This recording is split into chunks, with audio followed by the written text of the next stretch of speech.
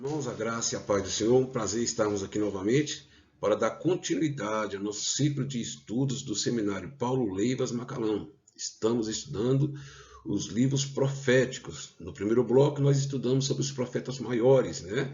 E hoje estaremos dando início ao estudo sobre os profetas menores. Estaremos estudando hoje uma parte dos profetas, né? Que são os profetas Oséias, Joel, Amós e Obadias.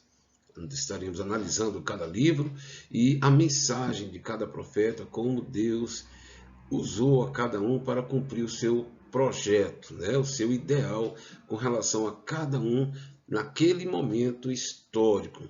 Nos acompanhe, vai ser um prazer muito grande você estar conosco, acompanhando esse ciclo de estudos. Antes de a gente adentrar no estudo mais aprofundado de cada livro, é muito importante nós voltarmos aqui a dar uma pequena orientação com relação ao ministério profético. Primeiro, com relação à palavra profeta, no hebraico ela é nabi, cuja raiz significa chamar, anunciar. Portanto, o profeta seria aquele que é chamado ou que anuncia, o mensageiro, um intérprete da palavra divina, aquele que fala por outra pessoa. E uma designação importante, essa questão de profetas maiores e profetas menores, não se dá em relação à qualidade dos livros, né? Todos os profetas são inspirados por Deus, têm o seu mérito. A diferenciação entre profetas maiores e menores é apenas com relação ao tamanho do livro.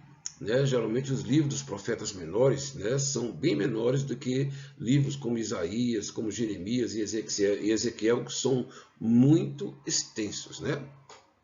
Nós vemos aqui dois grupos de profetas no Antigo Testamento. Nós já havíamos falado que o ministério profético, né, a questão, a prática da profecia, já existia bem antes, é uma atividade bem remota. Nós vimos que Abraão era chamado de profeta, Moisés também era chamado de profeta. E no decorrer da história de Israel, nós vamos ver que Deus está sempre levantando profetas. O que ocorre é que nós vamos ter dois tipos de profeta que nós podemos classificar, de profetas canônicos e profetas não canônicos. Os profetas não canônicos são aqueles profetas que foram usados por Deus. Nós temos Elias, nós temos Eliseu, foram tremendamente usados por Deus, mas não tiveram composição de livros, né? Tiveram mais a sua mensagem e as suas obras, mas não foram devidamente registradas. Houve caso de profetas no Antigo Testamento em que se sabe que havia até livros, mas não foram achados esses livros, e com certeza não era da vontade de Deus ou do interesse de Deus que eles entrassem no cânon do Antigo Testamento. E nós temos os profetas canônicos, que são aqueles que profetizaram e escreveram as suas profecias. Eles são autores de livros, né? Com relação aos profetas menores, é muito importante nós sabermos que eles foram levantados por Deus com a finalidade de restaurar o monoteísmo de Israel, né, que havia se apostatado para o paganismo. Então, um dos propósitos para Deus levantar esses profetas foi para repreender o povo de Israel com relação à sua prática idólatra, né? Combater a idolatria, denunciar as injustiças sociais e proclamar o dia do Senhor, bem como também reacender a esperança messiânica, preparando o povo para a vinda do Messias. Então nós vemos aí que o ministério dos profetas, daqui a pouco nós vamos fazer uma análise mais pormenorizada, e nós vamos detectar então alguns elementos que vão ser persistentes em quase todas as profecias, isso desde os profetas maiores, em que é a mensagem de denúncia, mensagem de julgamento e a mensagem de restauração ou de consolação. Praticamente todos os profetas seguem essa linha, principalmente a de denúncia, né, pelo povo ter se afastado de Deus, e que Deus demonstra que está a par desse afastamento. E junto com o afastamento, sempre que uma nação se afasta de Deus, um homem ou uma mulher se afasta de Deus, fatalmente alguns pecados irão fazer parte daquela pessoa. né? Então, no caso de Israel, além da idolatria, vem a injustiça social e vem uma série de outros pecados que a acompanham e tornam uma nação digna do juízo de Deus. Outra coisa importante é que, com relação à ação dos profetas, esses profetas, muitos deles vão agir no Reino do Norte e Reino do Sul.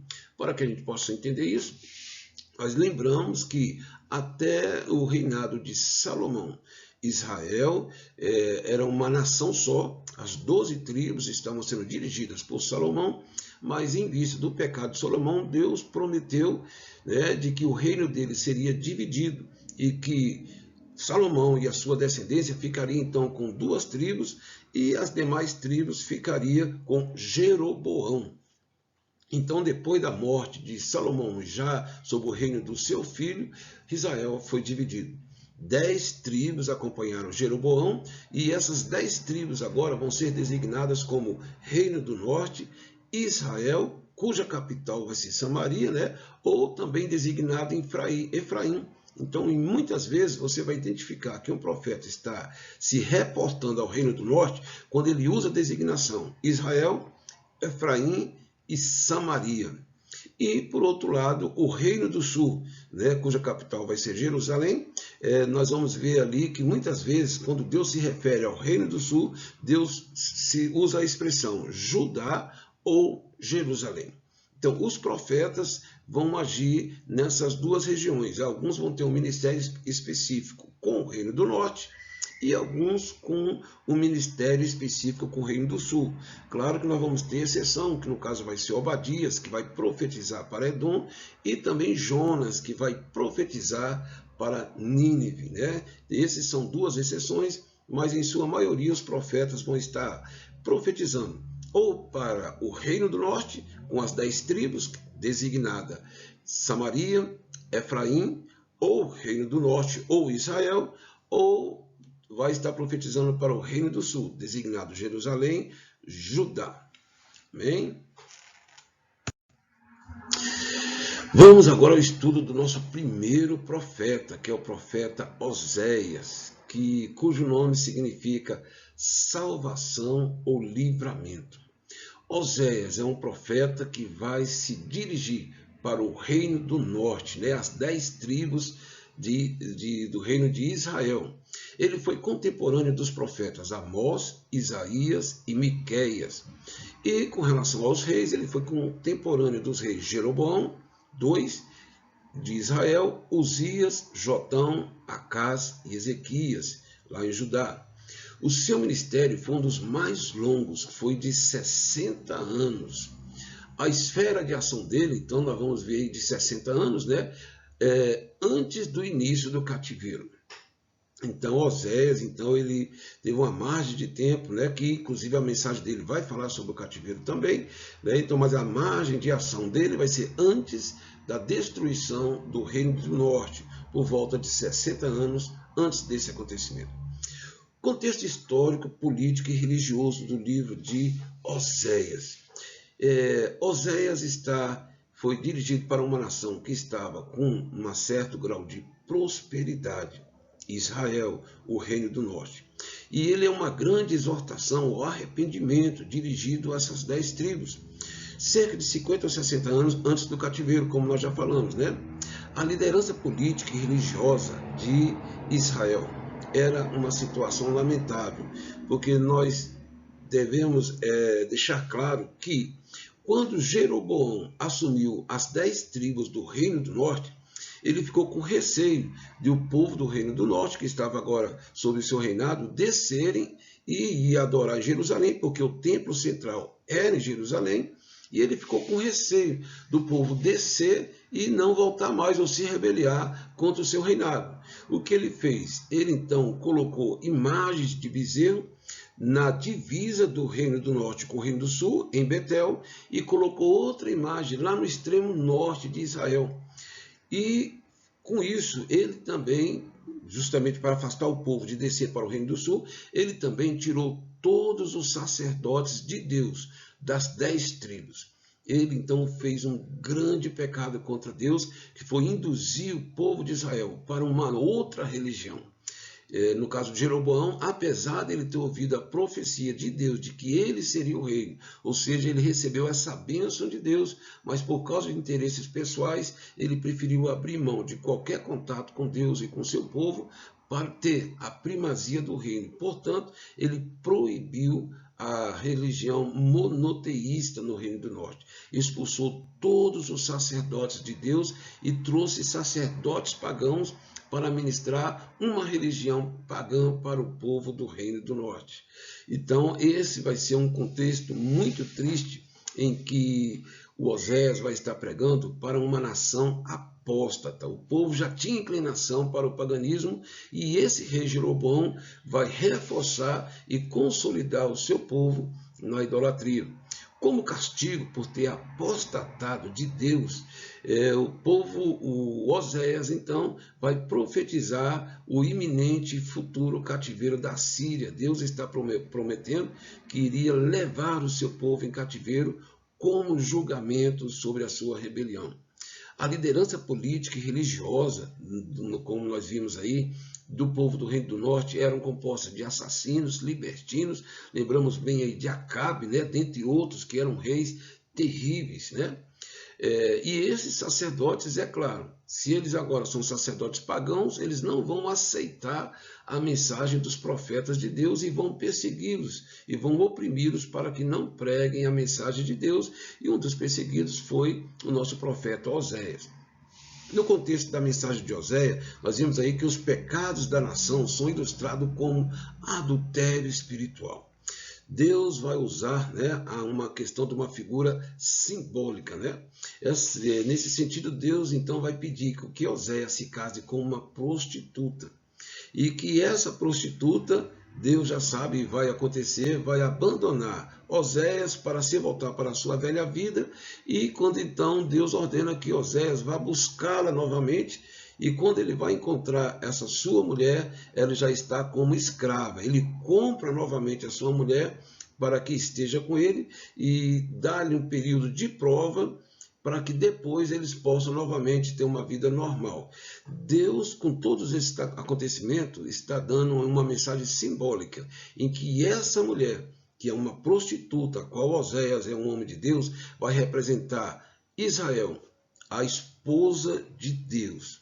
Deus é o marido, Israel é a sua esposa, uma esposa adúltera, que abandona o seu marido, que a tratou tão bem, que lhe deu conforto, segurança e prosperidade, para ir atrás de outros homens. Essa é a questão do simbolismo que está em Oséias. Israel representa aquela prostituta que representa a esposa de Deus e que é traído mais Deus. Apesar da traição e por causa da lei poderia ordenar que ela fosse apedrejada, a misericórdia fala mais alta, e assim como Deus mandou Oséias buscar a sua esposa, Deus está deixando claro para Israel que estaria dando oportunidades a Israel, para que Israel se arrependesse e voltasse para Deus.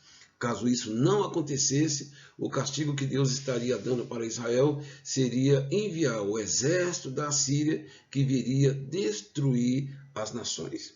Os pecados de Israel eram mais graves que os das nações, segundo o profeta Oséias, porque eles conheciam a palavra de Deus, eles tinham um relacionamento com Jeová, e as nações pagãs não tinham, mas as atitudes e os pecados de Israel, o Reino do Norte, eram muitíssimo mais graves do que daquelas nações que não conheciam a Deus.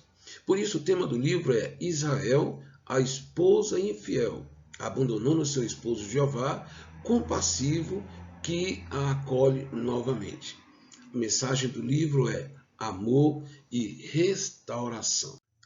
Ainda com relação à análise, né, do conteúdo do livro, né, nós vamos destacar primeiro uma das ações centrais do livro, que é o casamento de Oséias com a prostituta. Está lá no capítulo 1, versículo 2, em que Deus diz: vai e toma uma mulher de prostituições e filho de prostituição, porque a terra se prostituiu, desviando-se do Senhor.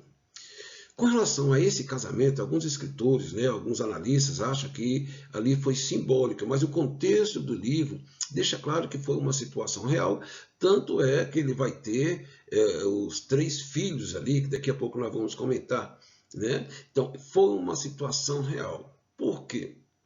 Deus tensionava falar com o seu povo mediante uma ação concreta, que retratasse o seu estado espiritual decaído para com ele, e também porque, através da linguagem simbólica, Deus chamaria a atenção do seu povo, que já não estava mais dando atenção para a mensagem profética. Então Deus teve que usar uma situação extrema e lamentável.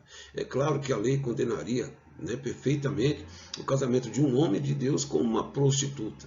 Mas a situação de Israel estava tão dramática e terrível na presença de Deus, que Deus teve que usar esse extremo, um casamento de um profeta com uma prostituta, justamente como nós falamos anteriormente, né, para que esse simbolismo, né, representasse na mente do povo como Deus estava vendo o povo. Um Deus que o ama, mas um Deus que foi abandonado pelo seu povo, a quem ele considera a sua noiva, a sua esposa.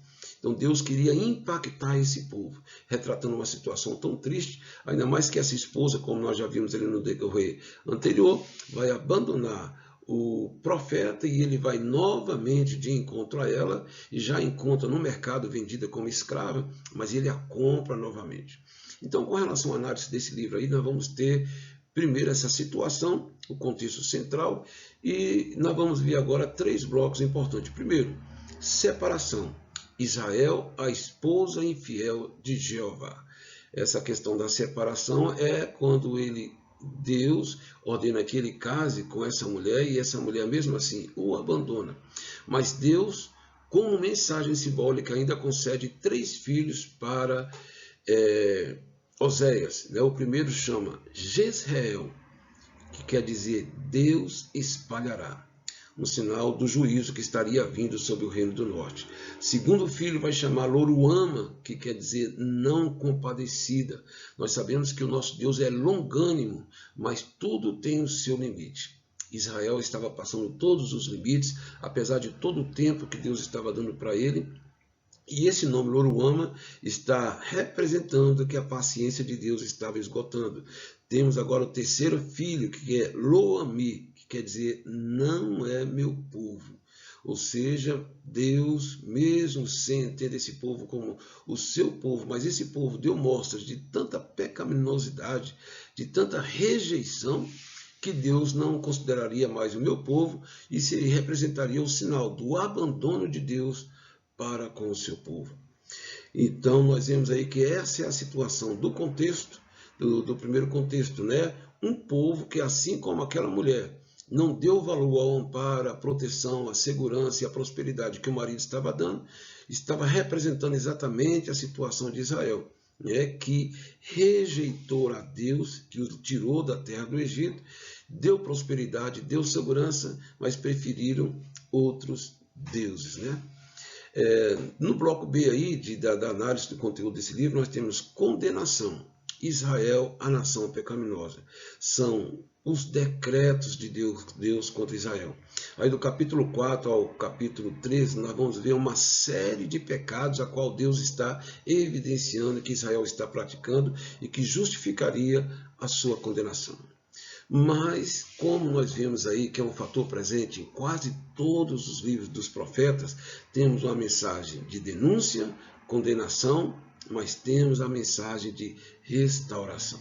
Quando parece que Deus perdeu, quando parece que Deus haverá de ser derrotado, Deus nos dá uns vislumbres no capítulo 13 ao capítulo 14, de que esse povo que aparentemente não se levantaria mais, se corromperia, seria espalhado entre as nações, Deus há de criar uma maneira e eles vão ser restaurados. O pecado destruiu Israel, mas Deus o ressuscitará como nação. Então nós temos aí nesse grupo de capítulos aí promessa de restauração diante do arrependimento definitivo de Israel. Lá no capítulo 14, nós vemos uma expressão muito importante, 14, versículo 8. Efraim dirá, que Deus, mas o que eu tenho mais com os ídolos? ou seja, Israel vai estar curado da apostasia e da idolatria. Então, uma prova da restauração de Israel. Então, nós temos esse versículo aí para fechar, que é uma prova aí de que Deus sabe, quando Ele planeja, que Ele sempre vai ser vitorioso e as situações vão ser contornadas, né? Nós vimos aí uma nação paganizada, uma nação apóstata, mas nós vemos aí essa passagem. Todavia, o número dos filhos de Israel será como a areia do mar, que não se pode medir nem contar. E acontecerá que no lugar onde se diz, vós não sois o meu povo, se lhes dirá, vós sois o meu povo, os filhos do Deus vivo. Os filhos de Judá e os filhos de Israel se congregarão e constituirão sobre si um só cabeça, e subirão da terra, porque grande será o dia de Jezreel. Chamai a vosso irmão meu povo e a vossa irmã favor. Então nós vemos uma mensagem de restauração. Israel foi dividido em reino do norte e reino do sul. O reino do norte foi destruído e espalhado. E Deus está prevendo quando muitos desses povos estarão voltando, e isso já aconteceu. Quem vai para Israel hoje sabe que ali várias tribos já foram identificadas, que estavam espalhadas entre as nações. Então, como previsão de que realmente isso vai acontecer, a reunião do norte e do sul, os dois serão um só povo, povo santo e fiel ao nosso Deus. Vamos agora ao nosso segundo livro, que é o livro do profeta Joel, que é muito conhecido, né, pelo advento profético do derramamento do Espírito Santo. Comentando sobre o livro de Joel. A palavra Joel quer dizer, Jeová é o meu Deus. Pouco se sabe acerca desse autor, a não ser com relação à sua filiação, que está no primeiro versículo, que diz que ele é filho de Betuel, né? Mas uma coisa interessante é que Joel é considerado um dos profetas mais antigos, né? Dos profetas canônicos. E se acredita que quando jovem ele tinha tido contato tanto com Elias, como também com Eliseu. Seu ministério foi para a região do sul, para o reino de Judá. E ele é também conhecido como profeta do avivamento religioso. Contexto histórico do livro de Joel. E como nós vimos aí, ele é provavelmente da data de 835 a 796 a.C. Sua mensagem, então, é destinada para Judá. Na época desse profeta, né, houve uma invasão calamitosa de insetos destrutivos, que eram gafanhotos, que devastaram a terra, destruindo as colheitas e trazendo grande fome sobre toda a região, né? Aproveitando essa oportunidade é que Deus vai usar o profeta para trazer uma mensagem, dizendo que esse advento se tratava de uma visitação do Senhor. Na verdade, se tratava de uma visitação do Senhor que estava tendo castigo, estava indo com castigo com relação a Israel, tendo em vista o seu afastamento do Senhor. Todos os profetas profetizaram com relação principalmente à situação espiritual do povo, que se afastara do Senhor, e muitas vezes com esse afastamento pensaram que ia ficar tudo bem, e Deus intervém para provar que Ele está acompanhando o seu povo. Então, Deus vai usar esse advento do gafanhoto, deixar claro que foi a permissão dele que aconteceu, justamente também porque Deus tem uma nova mensagem para Israel, né? Principalmente para o reino do sul, né? Assim como aqueles gafanhotos estavam entrando em Israel, devastando, Deus estava preparando para o reino de Judá um novo invasor, que seria o exército da Síria, caso eles não se consertassem diante de Deus. E é muito importante para nós estarmos atentos, porque também em Joel nós vemos aí uma aplicação daquela lei da dupla referência. Não sei se vocês se lembram, que a lei da dupla referência é que o profeta se serve de um evento que estava acontecendo, vamos supor a rebeldia, um juízo que estaria iminente para ser acontecido, prefigurando uma coisa muito futura, que seria exatamente um novo juízo de Deus que iria acontecer com Israel.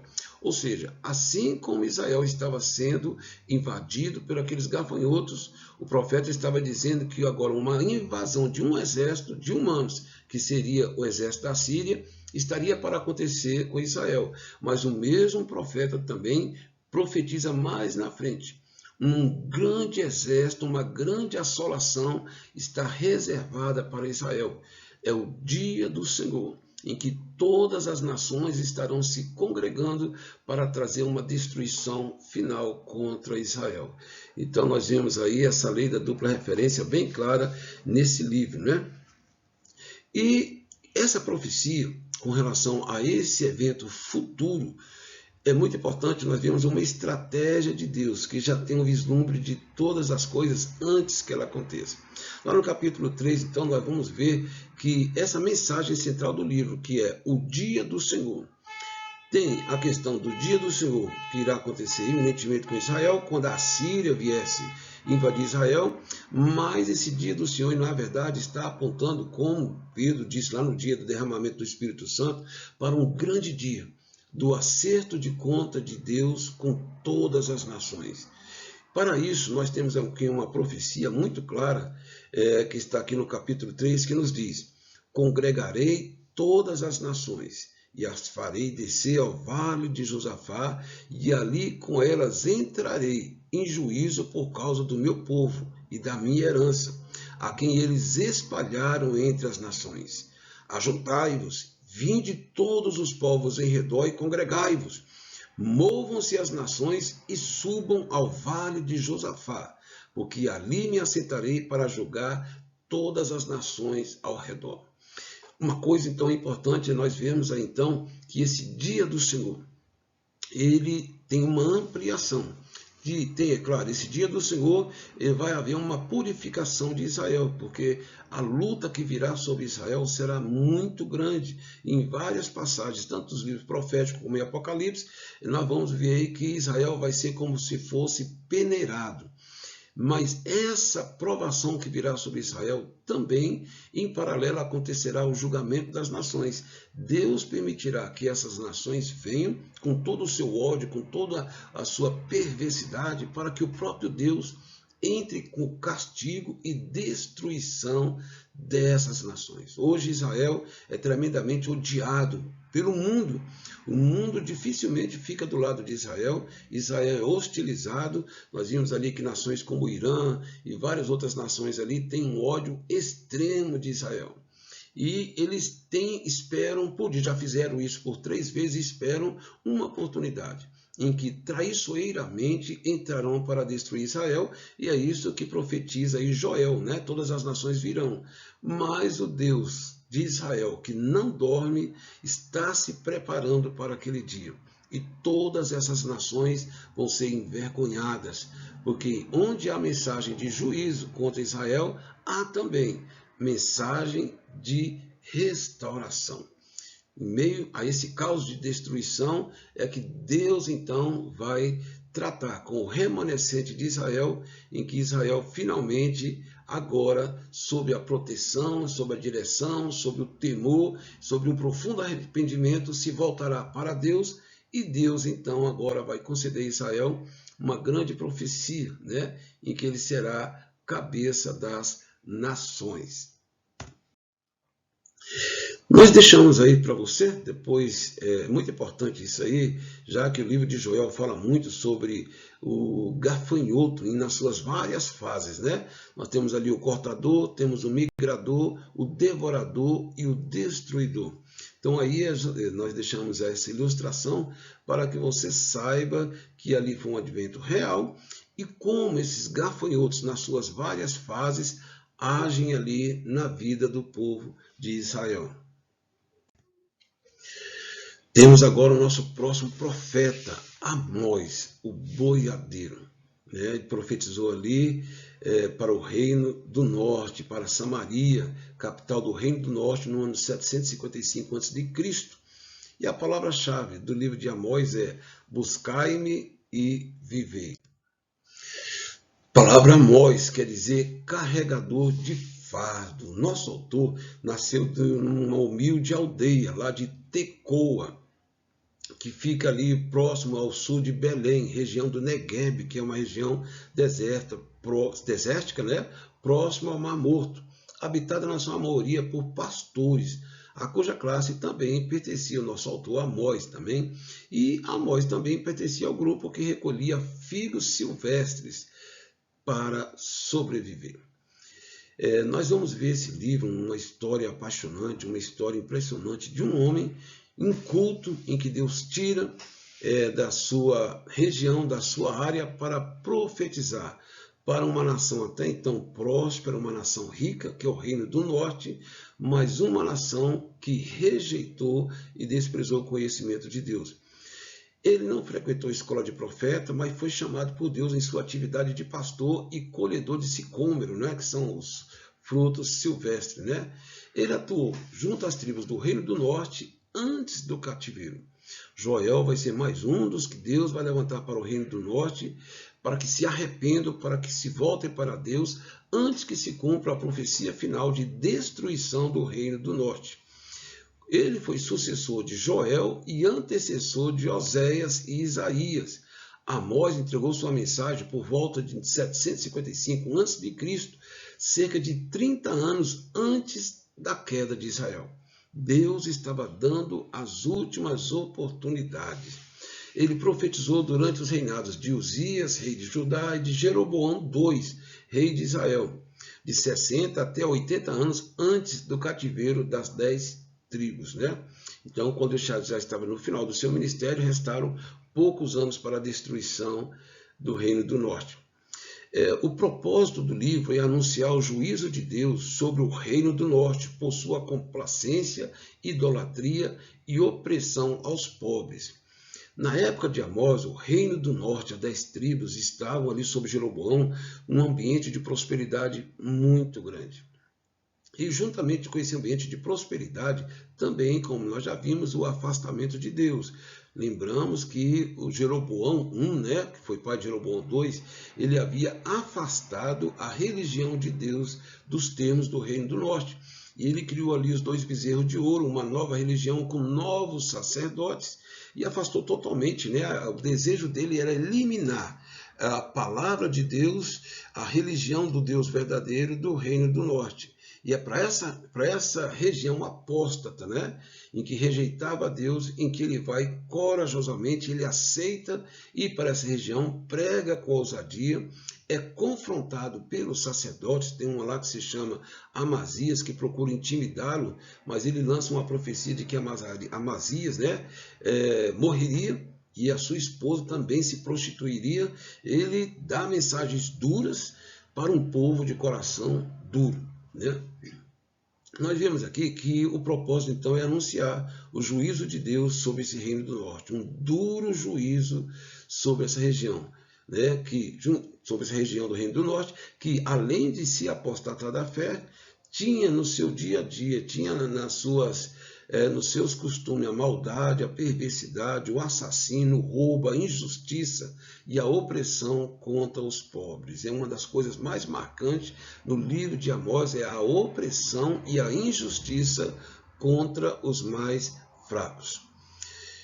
O tema do livro é Amós vê o pecado de Israel em relação aos grandes privilégios que lhe foram concedidos.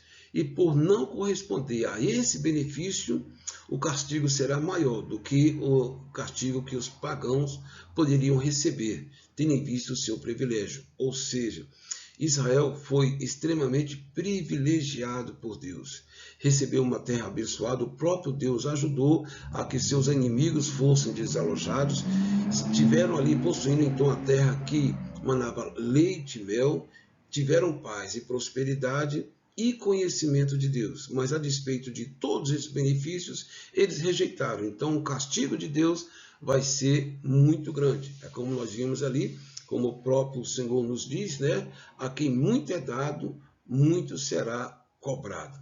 Israel então seria cobrado com muita dureza pelo desprezo a tudo aquilo que recebeu de Deus e pelo apego com o mal e com a perversidade.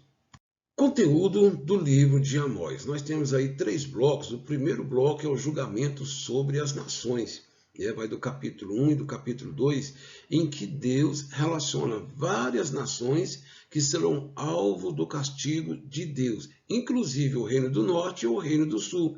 Há um grupo muito grande de nações também que cairá sob o juízo de Deus, apesar de eles não servirem a Deus, mas as suas práticas vai acarretar um juízo de Deus, porque o Senhor é o dono da terra.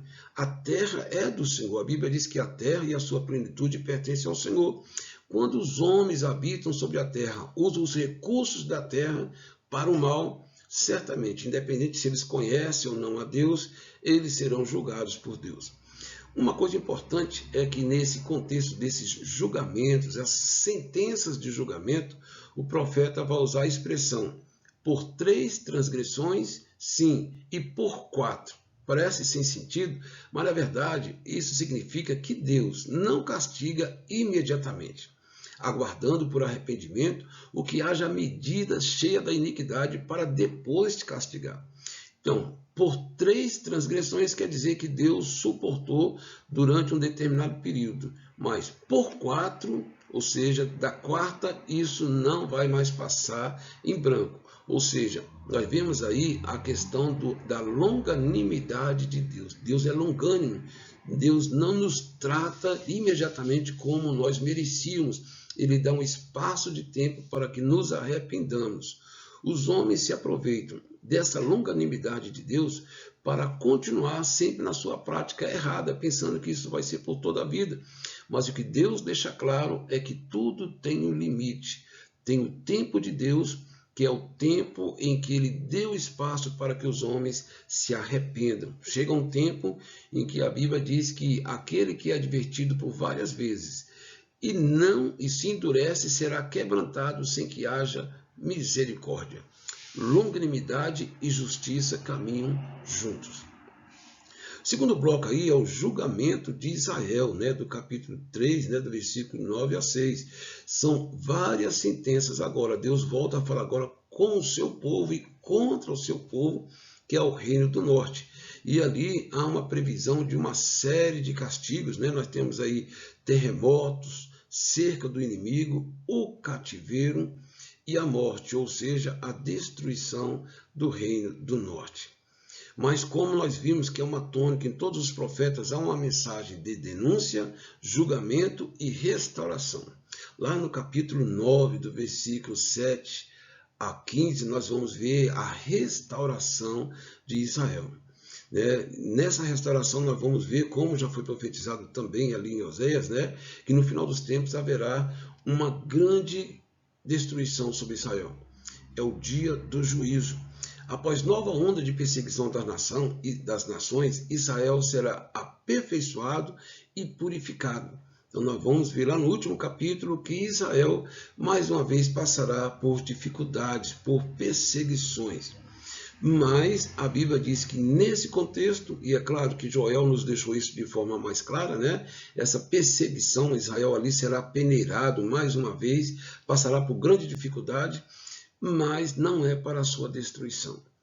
Porque paralelamente a esse fato haverá um grande julgamento das nações. Em decorrência desse julgamento, haverá também agora a instalação do reino davídico. O reino de Davi prometido será estabelecido, tendo Jesus como rei, que estará reinando no nosso milênio. Israel, nessa oportunidade, será a cabeça das nações. Está lá no versículo 12. A terra da Palestina prosperará. Então nós vemos aí um vislumbre de uma futura restauração, agora definitiva, de Israel. Por fim, nós temos agora o nosso profeta Obadias, que a tônica da mensagem de Obadias é a retribuição. A maldade que fizeste a teu irmão, Deus fará contigo também. A palavra Obadias quer dizer servo do Senhor ou adorador de Jeová. Assim como Joel também não se sabe muito sobre o autor, porque esse nome era muito comum naquela época. E com relação à data do livro, ela se aproxima de 585 a.C., ou seja, mais ou menos ali ele seria contemporâneo de Jeremias. O livro foi escrito depois da destruição de Jerusalém.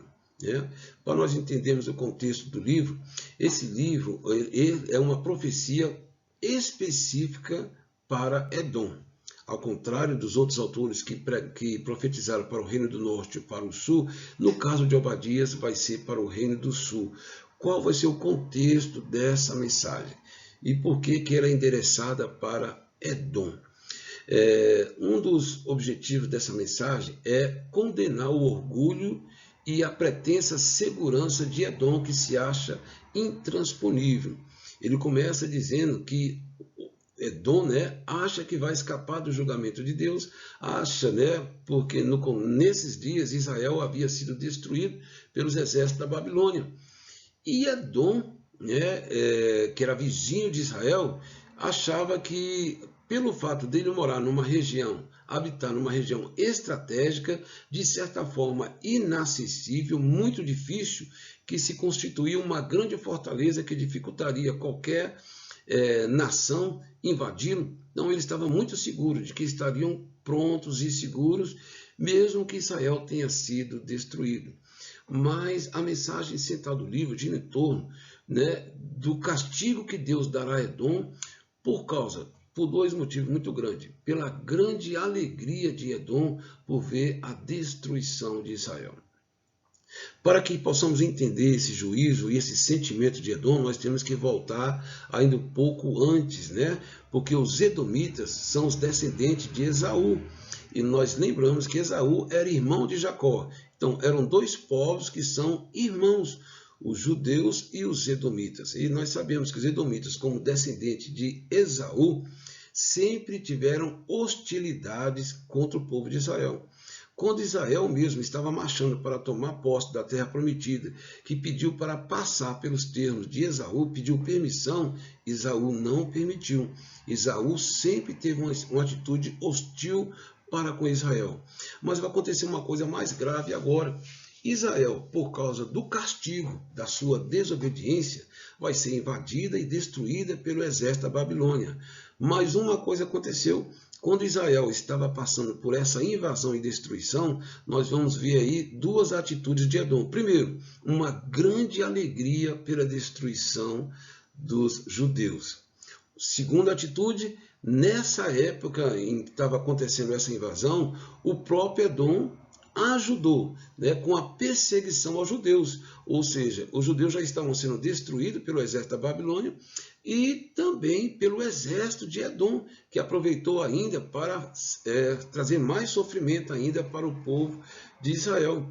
E Deus viu essa perversidade de Edom e vai dar uma sentença da futura destruição de Edom, apesar de Edom não acreditar e achar que está absolutamente seguro. Então, esse livro é voltado uma mensagem de juízo contra Edom. Os edomitas foram destruídos, posteriormente, já quando foi nos tempos de Jesus, praticamente já não existia mais toda aquela região do reino dos edomitas, já não existia. Existia descendente dos edomitas, e nós temos aí um dos edomitas de destaque, que era Herodes, que representa o profundo antagonismo entre edomitas e judeus, porque Herodes foi aquele que estava ali no julgamento e condenação de Jesus para a crucificação. Depois do cerco de Jerusalém, 70 depois de Cristo, o cerco que aconteceu no ano 70 depois de Cristo, os edomeus agora também foram perdidos de vista. O Império Romano devastou essa região e não se sabe mais, para se cumprir a profecia de que os edomitas, o território de Edom, seriam totalmente destruídos. Obadias não foi o único profeta a tecer profecias contra os edomitas. Nós temos também Jeremias, Amós, Ezequiel, que também fizeram profecias contra Edom. E aqui nós temos um mapa, onde estão listadas e localizadas todas as nações contra quem houve uma profecia de julgamento e aonde cada um está localizado no contexto da Palestina para seu conhecimento. Nós terminamos aqui. esse grupo de estudos, né, dos primeiros livros dos profetas menores. Esperamos poder contar com você na continuidade desse estudo. Que Deus te abençoe e obrigado por estar conosco. Em nome de Jesus.